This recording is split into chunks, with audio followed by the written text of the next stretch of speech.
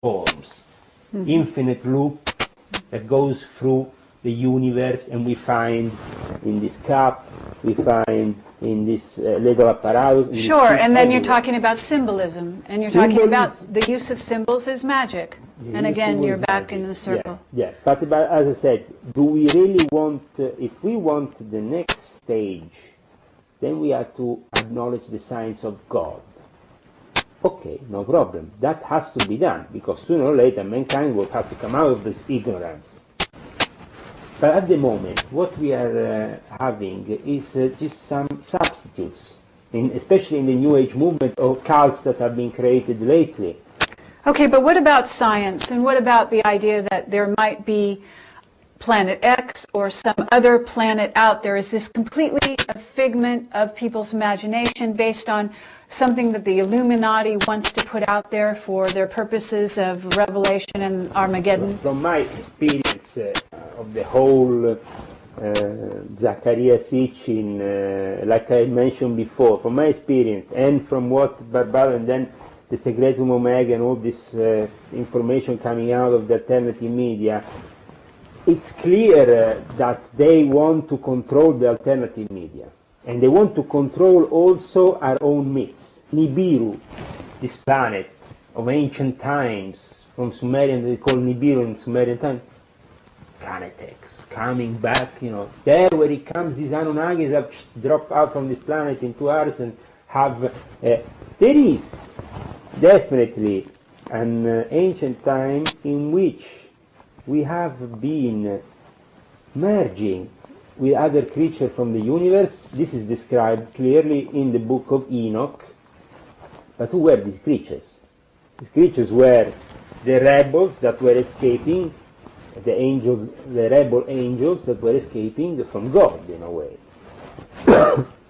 What we have here in this present situation is that we think they are in reality interbreeds between mankind and aliens.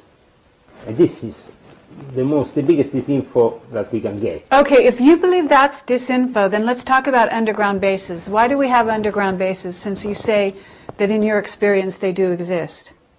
In my experience they do exist, and they do exist also people that are particularly inclined in working those underground bases, because you can experiment bacteriological, nuclear, and all kinds of devices that are not possible to be experimented overground.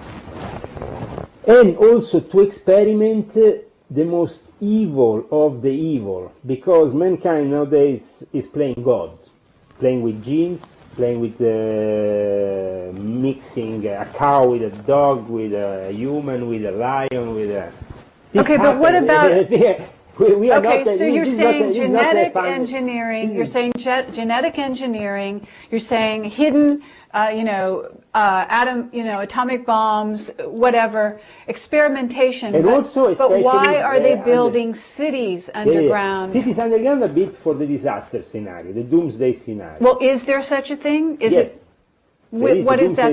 Is this a real scenario, or is this fake? From my experience in the Illuminati, yes, the moment in which 2012 was mentioned was either because 2012 was 21st of December, the peculiar date in which a ritual had to start, a Pythagorean ritual, because Freemasons traced their ancestry to Pythagoras as their first... Pythagoras, yes.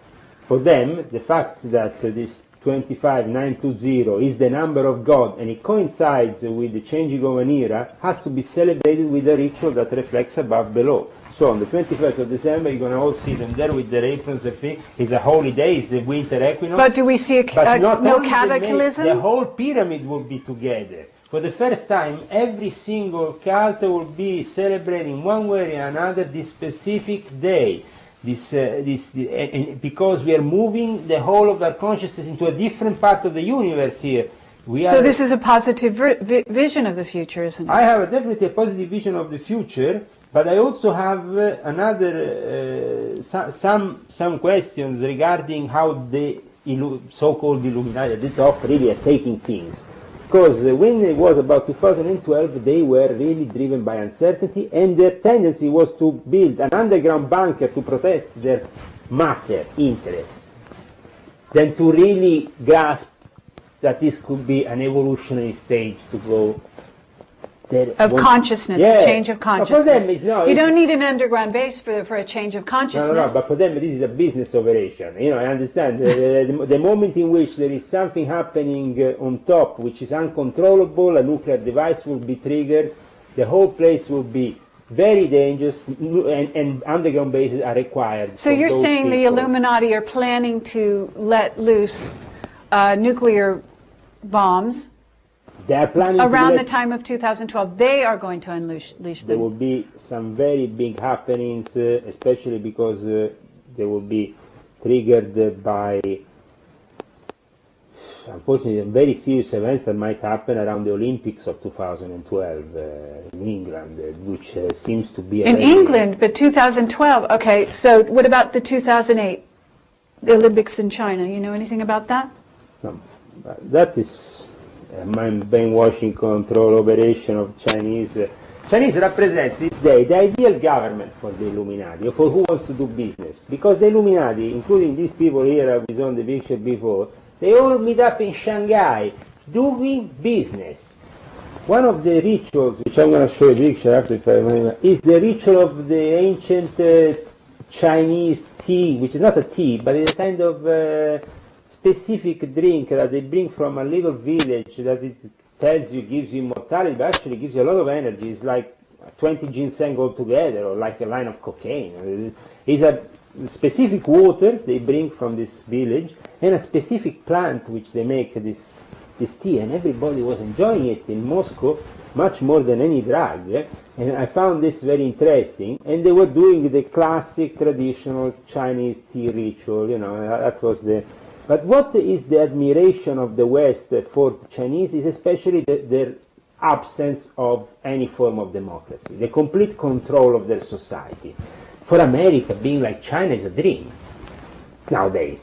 Why? Because the American dictators that are implementing now their so-called Patriot Act see in China the ideal place where nobody can actually object to anything. You can't have more than one child. But at the same time, this also gives the Americans and the people at the fake opposition, because America is not the real opposition to China, forget it, they want to make cash with China, they want to make cash with Iran, Iran wants to make cash with America, cash with China, Sudan, who cares, make the cash, couple of Hollywood stars running, Darfur. Bullshit! People are idiots, you know, giving money to these idiots and putting them in power. My God, I don't understand. Democracy, the biggest illusion of all time. It doesn't exist. It doesn't exist. And the division between church and state is a fake. It doesn't exist. It's all linked, and it's all run by the Vatican and the Jesuits at the top of the pyramid. I know, and you forgot to mention also the Zionists, which are very powerful in this whole enclave, which represent the old aristocracy of the old Jewish families are the old aristocracy. Why? Because these aristocratic families, like for example the Queen of England, like to trace themselves back to King David. They see themselves, including my family, the Lyon family, as descendants either of Jesus or at least of King David. So they seem to be viewing England in general a bit like the lost tribe of Israel. So that's why you have this British Zionism, and also why the aristocracy in England interbreeded so much with the Jews and certain Jewish families. So to create this whole thing, so whereby at the end you don't understand anymore who is in control of anything, because, you know, he's married with him and then married